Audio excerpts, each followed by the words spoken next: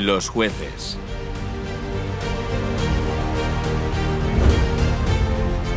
Después de tomar la ciudad de Jericó e instalarse en el interior de la región, a Israel aún le quedaba mucho por hacer. La tierra estaba ocupada, pero Dios había prometido que se la daría. Aquellos que guardaban diligentemente sus mandamientos tenían la promesa de que Dios limpiaría la tierra y expulsaría a las naciones desde el río Éufrates hasta el Mediterráneo. Pero se les advirtió que si no cumplían su parte, los pueblos que habitaban la región serían para ellos un problema constante.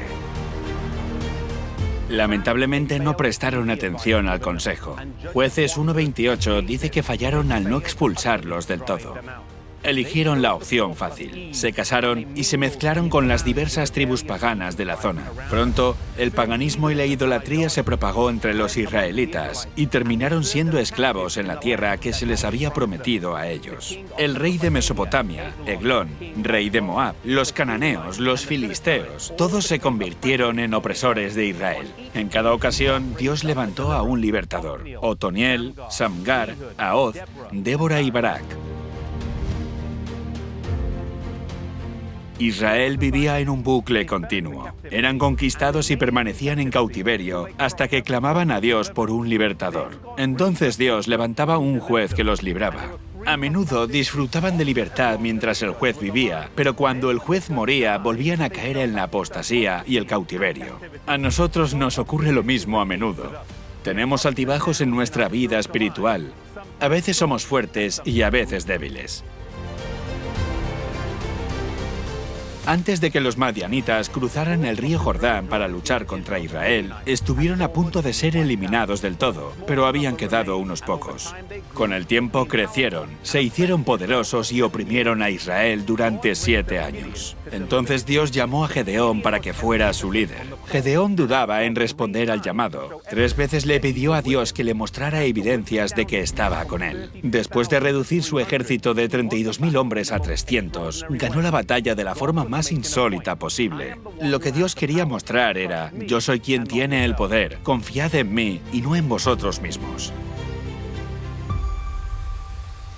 Pero el juez más famoso de Israel gobernó de una forma contradictoria. Su nombre era Sansón. Era de la tribu de Dan, nacido en la familia de Manoa. Al nacer, fue consagrado como nazareo, así que no podía tomar vino ni alimentos inmundos y no debía cortar su cabello. Vivía cerca de los filisteos, se mezcló con ellos y se casó. Esto trajo resultados desastrosos. Después fue juez durante 20 años, pero con el tiempo resurgieron sus viejas debilidades. Finalmente fue seducido por Dalila, que le indujo a traicionar el secreto de su fuerza. Mientras era prisionero de los filisteos, consiguió matar con su muerte a más filisteos que cuando vivía. Se cree que está enterrado aquí, en la cima de esta colina. Muchos de los jueces tuvieron desventajas. Ahoz era zurdo, Gedeón era superado en número, pero Sansón, sin embargo, tenía fuerza física. Quizá esto fue lo que contribuyó a su caída, ya que llegó a confiar en su propia fuerza en lugar de confiar en aquel que era la fuente de esa fuerza. Dios siempre trató de enseñar a su pueblo a confiar en él y no en sus propias fuerzas, ni en la fuerza de sus ejércitos, sino únicamente en él. El que con milagros había conducido a su pueblo de Egipto a Canaán, los seguiría librando si confiaban en él. Dios quiere que caminemos constantemente junto a él y no que estemos subiendo y bajando constantemente. Desea que aprendamos a confiar en él de forma incondicional, recordando cómo nos ha dirigido en el pasado.